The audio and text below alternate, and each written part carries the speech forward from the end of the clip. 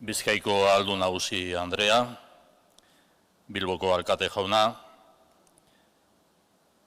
Sailburu Andrea, Foru Diputatu Andrea, zaudeten beste gainontzeko herri agintari, herri ordezkariok, baita SEA, ADEGI,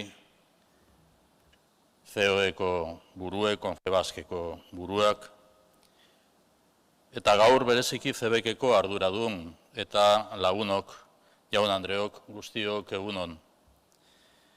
Eskerrik asko itxiera ekitaldi honetara gonbidatzeagatik eta parte hartzeko aukera emateagatik. Plazerra da niretzat hemen egotea. Eta lehenik eta behin, zorionak enpresa sarituei. Zorionak Bilbao Truck, Oreka, Artetxe eta Istozeli merezitako saria lortu duzue. Dakizunez, lehendakari bezala azkenekoz parte hartzen ari naiz ekitaldi askotan. Hau ere, CBKen ohiko batzar nagusiaren azken itxiera ekitaldia izango da niretzat. Bada, aukera ezin hobea iruditzen zait urteotako balantze labur bat egiteko eta baita nola ez, zuei guztiei eskerrak emateko, guztiei. Uste dut urte hauetan guztietan lankidetza zintzoa aurrera eramateko gai izan garela. Eta beraz, eskerrik asko bihotz-bihotzez. Atzera behiratuta, seguru nago diagnostiko bera partekatzen dugula. Gure herriak ez ditu urte errazak bizi izan. Krisiak bata bestearen aztean pilatu zaizkigu, amets gaiztoak izango balira bezala. 2008ko krisi ekonomiko eta finantziarioa, errefuxiatuena, energia eta erregaiena, pandemia, Brexita, Ukrainiaren inbazioa, inflazioa eta interestasen igoera, Hamas eta Israelgo gobernuaren arteko gerra. Krisien zurrunbilo amaigabe horren aurrean, bi aukera izan ditugu herri bezala. Amore eman edo arazoei aurre egin. Bigarren aukeraren aldeko apustua egin dugu. Eta aurrea atera gara pixkanaka.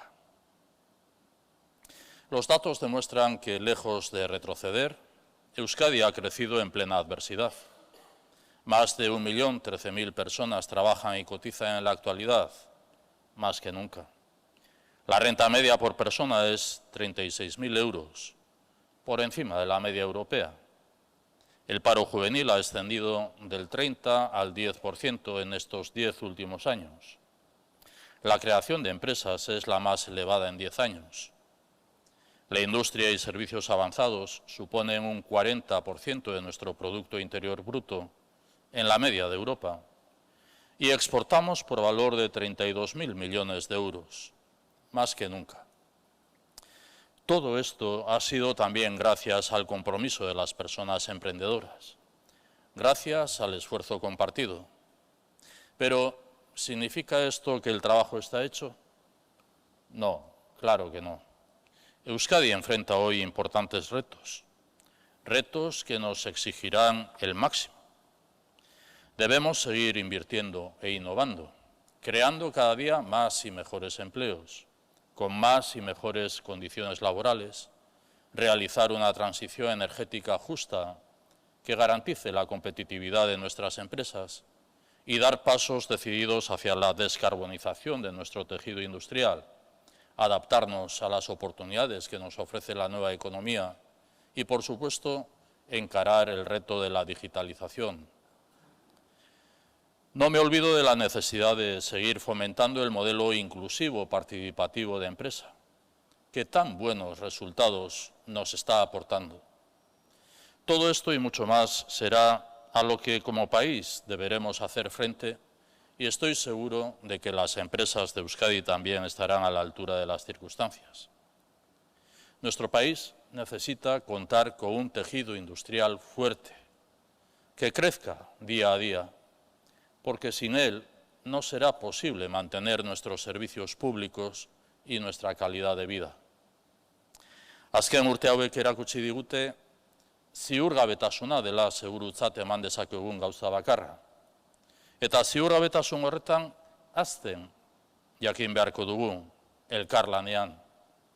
Lan gogorraren eta ahaleginaren bitartez, posiblea dela erakutsi dugu, eta seguru naiz etorkizunean ere hori bera egiten asmatuko dugula.